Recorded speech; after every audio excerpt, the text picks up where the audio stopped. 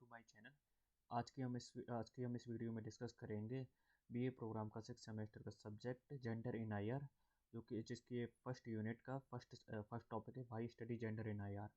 Last class में हमने discuss किया था इसका सिलेबस, जेंडर इन आईआर का सिलेबस, जिसमें से हमने सब कुछ बताया कैसे क्या हम कवर करेंगे। अब दूसरी वीडियो में हम पढ़ रहे हैं why study gender in IR. तो आखिर क्यों हम स्टडी जेंडर की करते हैं इंटरनेशनल रिलेशंस में?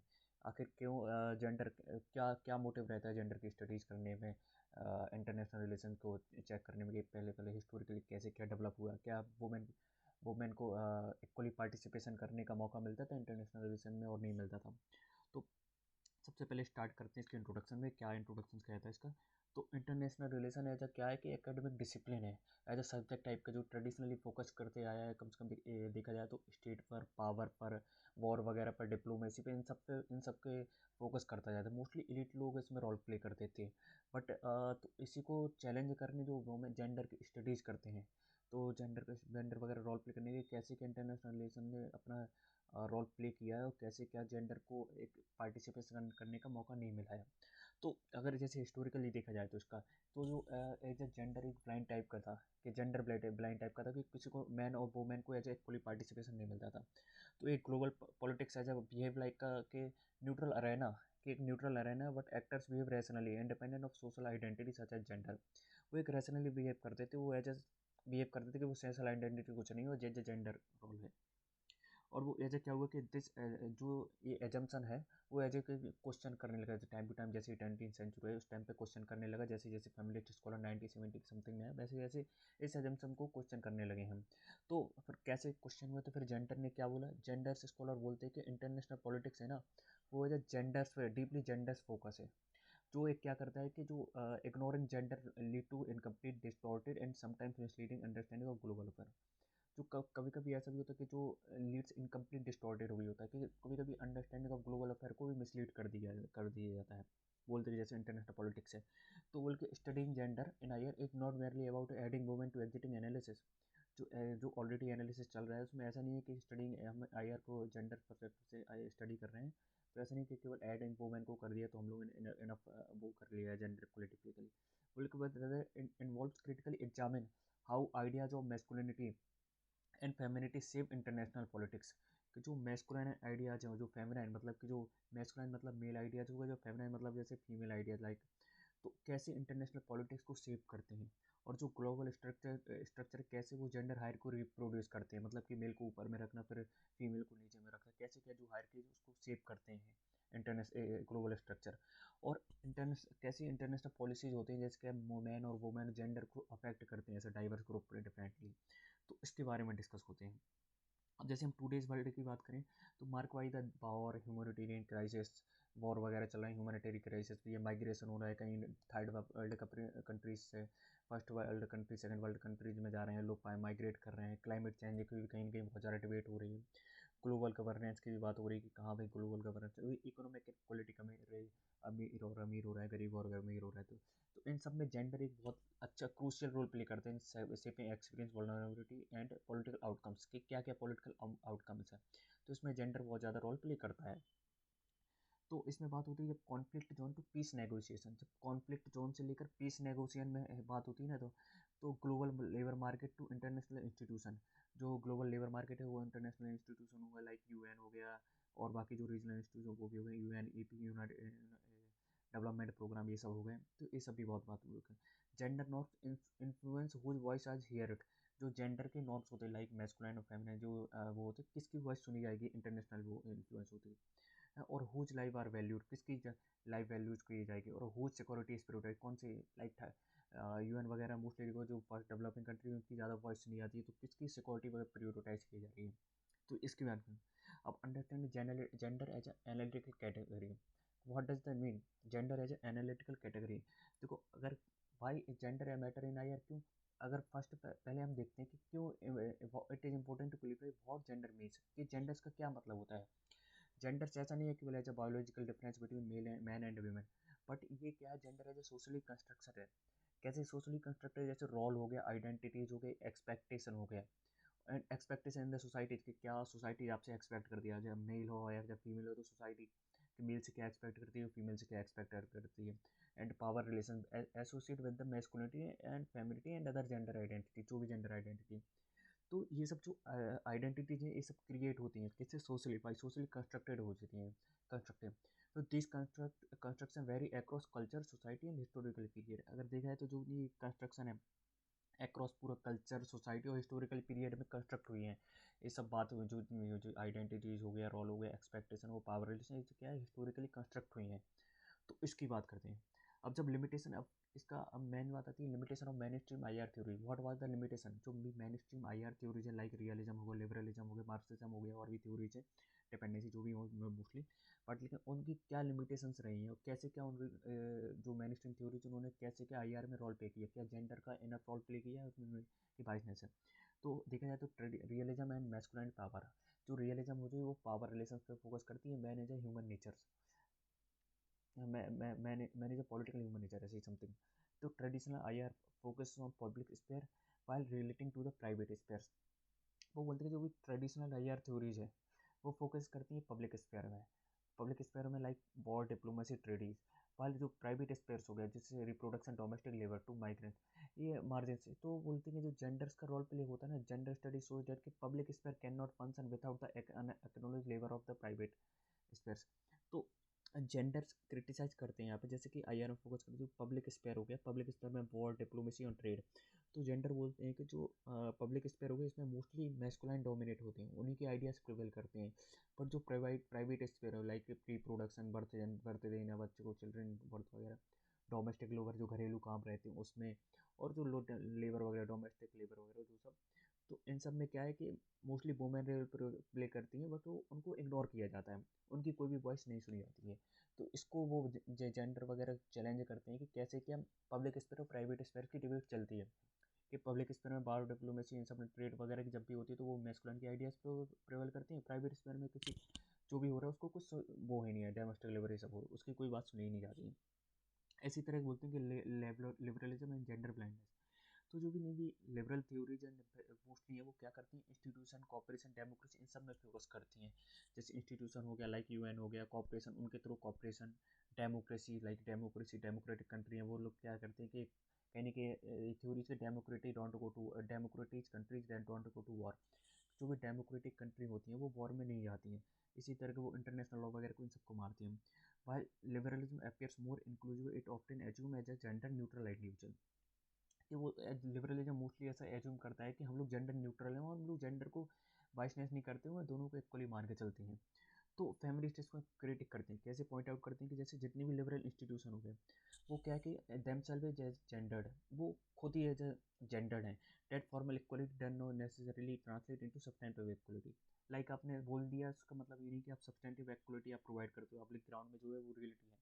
For example women have the right to participate in political process, women के पास राइट है कि वे पॉलिटिकल प्रोसेस में पार्टिसिपेट कर सकती हैं, but structural barrier such as unequal access to education, economic resources या political network limit their participation. Like उनके वुमेन के पास एजुकेशन के एक्सेस अच्छे से है नहीं है, इक्वली है नहीं है, कहीं मेल ज़्यादा एजुकेटेड हैं, वुमेन वगैरह उतना मतलब कि बताया जाता है कि उतना एजुकेटेड नहीं है। और दूसरा है इकोनॉमिक रिसोर्स, दोनों के पास sufficient amount of economic resource नहीं है, मेल के पास ज़्यादा है, वुमेन के पास हो सकता है नहीं हो उतने रिसोर्सेज ना हो। और पॉलिटिकल नेटवर्क इन सोच रही क्योंकि मैन ऑलरेडी पहले ही से बाहर निकलते नहीं, घूमते नहीं, और वुमेन वगैरह already domestic care work in सब में माना जाता है, तो पॉलिटिकल नेटवर्क मेल को ज़्यादा है। तो बोलते हैं कि इन सब लिमिट्स की वजह से जो क्या है वुमेन का पार्टिसिपेट लिमिटेड कर दिया है। तो इसको लिबरल आई आर थ्योरी है जो ऑप्टेन ओवरलुक दीज इनइक्वलिटी, जो मोस्टली इनको इग्नोर करती है। अब जब आती है Marxism and class centric analysis, जब Marxist and new Marxist theory जो है वो फोकस करती है क्लास एक्सप्लॉयटेशन और ग्लोबल कैपिटलिज्म की है। क्लास एक्सप्लोर लाइक रिच और पुअर के बीच में इन सब पे फोकस करती हूँ, लाइक ग्लोबल कैपिटलिज्म कैसे क्या इंक्लूज हो रहा है, कैपिटलिस्ट प्राइवेट पब्लिक प्राइवेट किस में डिवाइड होती है। तो देखिए जी फेमिनिस्ट स्कॉलर क्या करते हैं कि जो file class analysis is important, it is insufficient without gender analysis, कि क्लास एनालिसिस इम्पोर्टेंट है बट ये बहुत इनसफिशियंट है विदाउट जेंडर एनालिसिस की है। आप क्लास रिच और प्योर के बीच में गैप तो आप एनालिसिस कर रहे हो, बट क्या जो जेंडर विदाउट जेंडर एनालिसिस की आप कैसे क्या मान सकते हो। तो यही कहते हैं कि much of the women's labour such as unpaid care work, जो बहुत मोस्टली क्या होती है कि वुमेन वगैरह होती हैं उनको कोई भी लेबर वर्क का काम मतलब कि रुपए अनपेड होती हैं वो मोस्टली केयर वर्क के हैं। और डोमेस्टिक लेबर रिमेन्स इनविजिबल, जो डोमेस्टिक घरेलू काम होते हैं जो घर में काम करती है लेडीज़ वगैरह वुमेन वगैरह, वो एज इनविजिबल है, क्योंकि ट्रेडिशनल पॉलिटिकल इकोनॉमी जो फ्रेमवर्क है वो ऐसा फोकस किया गया है कि जो आप कमा कर रुपए लाते हो केवल वही है, बाकी जो डोमेस्टिक जैसे वुमेन वगैरह घर में काम कर रही है तो उसको कोई फोकस ही नहीं है। तो बोलते हैं by ignoring gender mainstream theories fail to capture how capitalism relies on gender division of labor both within and across nations। बोल के जैसे इग्नोरिंग जेंडर, तो मेन स्ट्रीम थ्योरी जितनी भी like fails to capture how capitalism relies on gender division, कि मतलब कैसे क्या जेंडर कैपिटलिज्म में जेंडर डिवीजन में कैसे क्या लेबर को विद इन स्टेट और across nations all over the nations. तो कहीं ना कहीं ऐसा है कि वाइसनेस रही है। अब बात आती है यूएनएससी का रेजोल्यूशन था 1925 वुमेन पीस एंड सिक्योरिटी की बात करते हैं। तो जो United nation security council resolution था तो 1925 जो 2000 में आया था, वो क्या मानता है कि significantly recognisation of gender in IR international security. ये जो रेजोल्यूशन था ये मतलब कि ऐसा मानता है कि जो वुमेन का रिकॉग्नाइजेशन होना चाहिए जेंडर इन इंटरनेशनल सिक्योरिटी में। तो it emphasise women participate in peace process, like peace process जैसे कहीं भी दो कंट्री में वायलेंस होता रहा है तो उसमें वुमेन का पार्टिसिपेशन होना बहुत जरूरी है। दूसरा protection from gender based violence, जहाँ भी जैसे जेंडर बेस्ड कोई कहीं भी वॉर चल रहा है तो वहाँ पे जेंडर बेस्ड वायलेंस हो रहे हैं या कुछ भी विदाउट वॉर में भी कहीं कहीं जेंडर बेस्ड वायलेंस होते हैं तो उसको प्रोटेक्शन मिलनी चाहिए। And inclusion in the post conflict reconstruction, अगर ऐसे कोई भी कहीं भी पार हो चुका है उसके बाद जो भी कॉन्फ्लिक्ट के बाद कंस्ट्रक्शन हो रहा है वहाँ पे उस कंट्रीज को डेवलप किया जा रहा है, मतलब कि उसके कंस्ट्रक्शन पे काम किया जा रहा है, तो वुमेन का इंक्लूजन होना चाहिए उसमें, उनके आइडियाज़ प्रिवेल करने चाहिए, उनके हिसाब से भी आपको चलना चाहिए। तो study gender in IR help evaluate the effectiveness of such global norm, जो भी सच ग्लोबल नॉर्म्स हैं उनको आपको इफेक्टिवनेस के लिए मिलता है कि आप उनको कैसे क्या उनको देख सकते हैं। अब gender and global political economy की बात करते हैं। सबसे पहली बात आती है फेमिनाइजेशन ऑफ लेबर। तो globalisation has lead to feminisation of labour, मतलब कि जब भी बात होती है जैसे ग्लोबलाइजेशन राइज हुआ तो कैसे क्या फेमिनाइजेशन ऑफ लेबर का राइज हुआ है, specially in export oriented industries such as textile electronic and care work, जो एक्सपोर्ट करते हैं, मतलब कि जैसे कि हम जो एक्सपोर्ट करते हैं सामान को, women are often preferred as a workers because they are perceived as a docile cheap and flexible. जो वुमेन को एज अ मोस्टली क्या ट्रीट किया जाता है, as a preferred as a worker, मतलब कि उन्हें एज अ डोसाइल चीप और फ्लेक्सिबल है वो, तो उन्हें एज अ वर्कर की तरह ट्रीट किया जाता है। जेंडर एनालिसिस क्या करती है इसमें कि ग्लोबल पॉलिटिकल में सोच how international trade and investment policies rely on gender stereotype, कि कैसे क्या जो gender analysis global political economy shows how gender trade and investment policies rely on gender stereotype, कि जेंडर स्टेरियोटाइप कैसे क्या उसमें रोल बन के रह चुकी है, और एक्सप्लॉइटिव लेबर प्रैक्टिस कैसे क्या उन्होंने एक्सप्लॉइट किया जा रहा है। Care economy and individual level, ये तो ये बात करती है हमारी कैसे जो अनपेड केयर वर्क है such as child care, elder care और हाउस होल्ड लेबर, इन सबको कहीं ना कहीं इग्नोर कर दिया जाता है। फॉर्म द फाउंडेशन ऑफ इसका form the foundation of global economy yet it remains largely invisible in economic indicators like GDP. बोलते कहीं ना कहीं ये फाउंडेशन करते हैं ग्लोबल इकोनॉमी की, बट क्या करते हैं लाइक इनविजिबल है कहीं कहीं। जैसे आप खुद देखिए कि कोई आप चाइल्ड की केयर कर रहे हैं आप, या फिर आपका बड़े बुजुर्ग हैं कोई भी आपके घर में तो उनकी केयर कर रहे हैं, तो और तो क्या है एज इनविजिबल है, कहीं ना कहीं रोल प्ले तो कर रही है ग्लोबल इकोनॉमी, बट वो एज अ बताते हैं कि जेंडर बोलते हैं कि जो क्रिटिसाइज करते हैं इसको बोलते हैं कि जो एज ए इंडिविजुअल है in economic indicators like GDP में। अब जो इंटरनेशनल इकोनॉमिक पॉलिसीज होती है including austerity measures and structural adjustment program often increase women care burden without gender analysis these impact remain अंडरएस्ट। बिना जेंडर एनालिसिस के जो भी इम्पैक्ट है वो एज ए अंडरएस्ट रह जाएंगे, कुछ इनका रोल प्ले नहीं रहे हुए।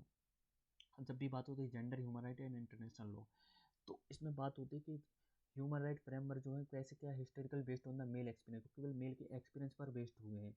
वो जितने भी उनमें जो भी आप डोमेस्टिक वर्क को डोमेस्टिक वायलेंस जो रिप्रोडक्टिव राइट है सेक्सुअल हैरेसमेंट है वो क्या करें उनके प्राइवेट स्फीयर में रख दिया है, प्राइवेट मैटर में रख दिया है। और जो वॉर डिप्लोमेसी और जो इन सब की बात होती है वो क्या कर दी है जब पब्लिक स्फीयर में रखती है, तो क्या कि ह्यूमन बेस्ड है, मेल एक्सपीरियंस पर बेस्ड हो गया, मैस्कुलाइन हो गया ये आइडिया। तो ये बोलते हैं कि feminist engagement with international laws has expanded the definition of human right. जैसे जैसे फेमिनिज्म में इंटरनेशनल लॉ में वगैरह में वो किया है अपना एक्सपेंड किया है, मतलब कि एंगेजमेंट किया है, तो कैसे क्या ह्यूमन राइट को जेंडर बेस्ड वायलेंस में इंक्लूड किया गया है। और रिप्रोडक्टिव जस्टिस की भी बात की गई है। तो दैट्स वाई अगर जैसे हम जेंडर की स्टडीज करते हैं ये हेल्प करता है मैं अंडरस्टैंडिंग को कि how international norm evolve and whose understand they सर्व।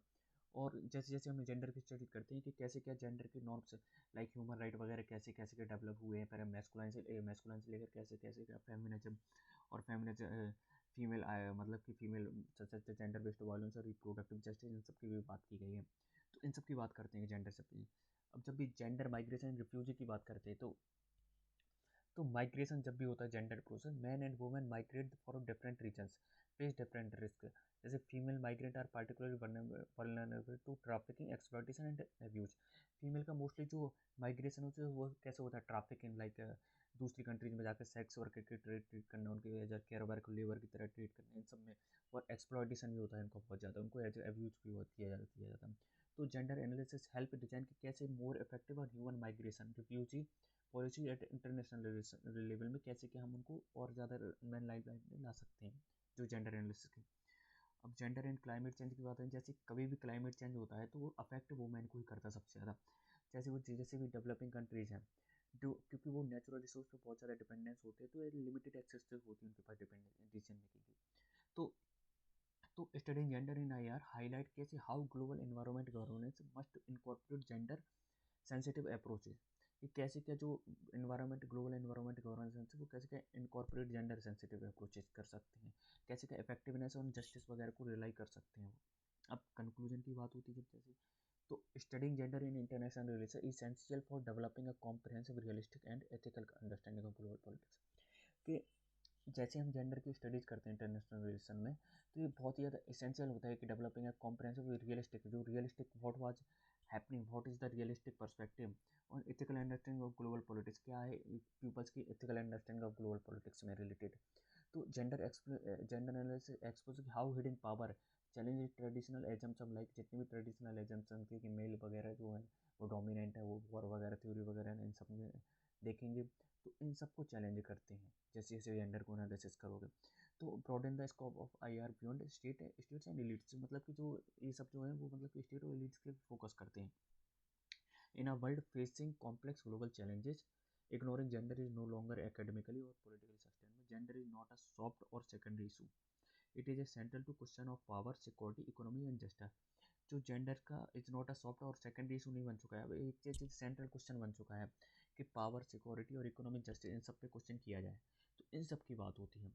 तो आज की हमने इस वीडियो में देखा कि वाई स्टडी जेंडर इन आईयर, ये हमारी फर्स्ट क्लास थी, यानी कि सेकंड क्लास है। पर लेकिन जो सिलेबस का आज से स्टार्ट किया, लास्ट क्लास में हमने तो एज अ मोस्टली सिलेबस ही डिस्कस किया था कि क्या क्या है। तो थैंक यू सो मच।